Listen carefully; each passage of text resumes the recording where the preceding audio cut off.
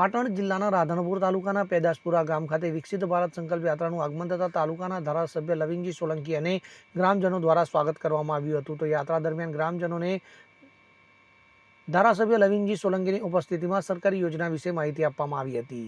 તાલુકાના ગ્રામીણ વિસ્તારમાં તમામ લોકોને કેન્દ્રની અને રાજ્ય સરકારની વિવિધ યોજનાની માહિતી અને લાભો ઘર આંગણે પહોંચાડવાના 100% લક્ષ્યાંક હાંસલ કરવાના ઉદ્દેશ્ય સાથે ભ્રમણ કરી રહેલી વિકસિત ભારત સંકલ્પ યાત્રા આજ રોજ તાલુકાના પેદાશપુરા ગામે પહોંચતા ગામના સરપંચ ધારશીભાઈ ડાયાભાઈ ઠાકોર, પૂર્વ સરપંચ લાગુજી ઠાકોર, ઈશ્વરજી ઠાકોર અને ગ્રામજનો દ્વારા રત્ન ઉષ્માભેર સ્વાગત કરવામાં આવ્યું હતું।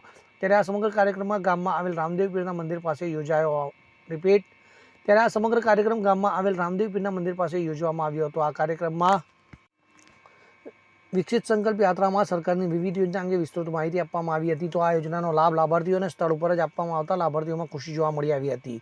આ તકે ઉપસ્થિત ગ્રામ પંચાયતના સરપંચ ધારશીભાઈ ડાયાભાઈ ઠાકોર, ડેપ્યુટી સરપંચ વાલાભાઈ ભરવાડ, જિલ્લા પંચાયતના પૂર્વ બાંધકામ સમિતિના ચેરમેન ભરતભાઈ ચૌધરી, તાલુકા મામલતદાર, તાલુકા પંચાયત પ્રમુખ, ઉપપ્રમુખ, તાલુકાના વિવિધ અધિકારીઓ, પેદાશપુરા પ્રાથમિક શાળાના શિક્ષકો, વિદ્યાર્થીઓ, ગામના આગેવાનો સહિત મોટી સંખ્યામાં ગ્રામજનો ઉપસ્થિત રહ્યા હતા।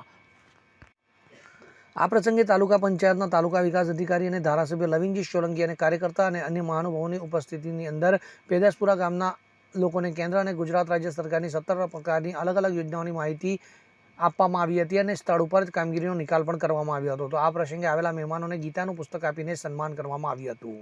ખૂબ જ આજે આનંદની વાત છે કે આપણા ગુજરાતના પનોતા પુત્ર અને ભારતના યશસ્વી વડાપ્રધાન મોદી સાહેબે જે આ વિકસિત ભારત સંકલ્પ યાત્રા પેદાશપુરા ગામમાં આવી અને દીકરીઓએ સ્વાગત કર્યું અને આખા ગામે અઢારે આલમે જે અહીંયા સરકારશ્રીની વાત સાંભળી અને સરકારના જે દરેક ડિપાર્ટમેન્ટના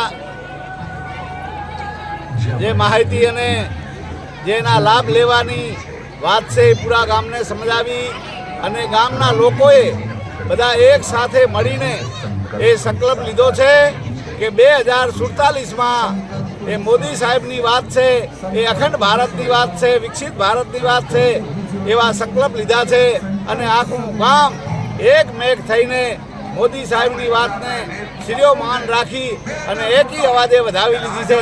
બોલો ભારત માતા કી જય। દીપક સતવારા સાથે CN24 ન્યૂઝ પાટણ। હવે જુઓ દેશ દુનિયાની તમામ ખબરો તમારી આંગળીના ટેરવે। ઉઠાવો મોબાઈલ અને Google Play Store પરથી ડાઉનલોડ કરો અમારી CN24 ન્યૂઝ મોબાઈલ એપ।